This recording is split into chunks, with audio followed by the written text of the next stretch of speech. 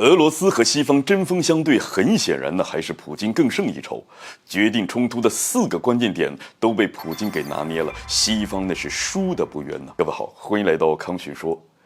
在俄乌局势当中，俄罗斯和西方是针锋相对，但是能够决定俄乌冲突的，其实只有4个关键点。第一个呢，就是西方的制裁对俄罗斯有没有用？那第二个就是俄罗斯国内对普京的支持，以及对战争消耗的理解，能不能支持这一仗给打下去？第三个则是国际社会对俄罗斯发起军事行动的态度，而最后一个也是最重要的，这乌克兰对俄罗斯更重要，还是对西方更重要呢？很显然，在这4个关键点上，还是普京更胜一筹。这4个关键点都被普京给拿捏了。西方对俄罗斯发起的制裁下手不可谓不狠，那不仅是二话不说就对俄罗斯发起了金融闪电战，还直接将制裁推进到了能源领域。西方认为，凭借着这么强大的攻势，俄罗斯将没有招架之力啊，可能都在准备怎么瓜分俄罗斯了。可是，普京在发起军事行动之前就已经预测到了西方可能的制裁攻势，那更是坚信俄罗斯能够扛得住。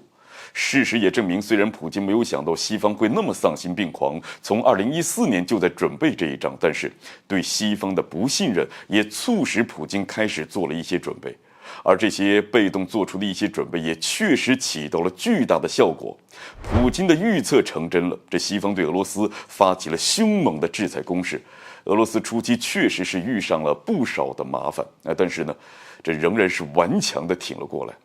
西方的制裁攻势也因此熄了火。刚开始快速出台的这个制裁措施已经是陷入到了难产的状态，而对于普京发起的军事行动，国内的反应也符合普京的预期。俄罗斯国内对军事行动的支持以及对普京的支持，那是一如既往的高啊。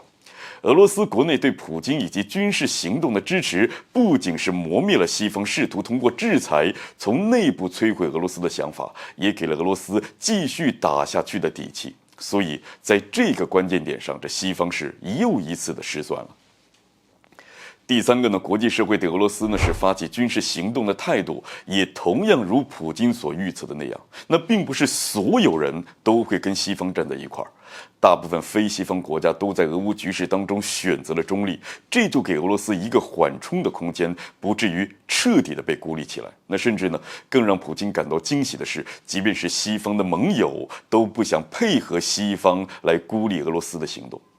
这也是西方最不能接受的一点呢。那尤其是西方对俄罗斯的制裁不仅是没能达成目标，还给自己带来了麻烦的情况下，所以西方在继续对乌克兰发起军事援助，继续推动反俄制裁的时候，也在不断的给选择中立的国家施压，尤其是一些西方的盟友。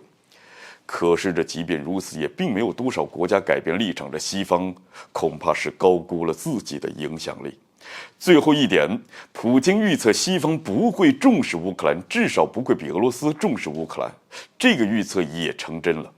以美国为首的西方国家，充其量也就是把乌克兰当成了消耗品，在消耗俄罗斯的同时，想要看看能不能跟拖垮苏联一样的拖垮俄罗斯。那要不然，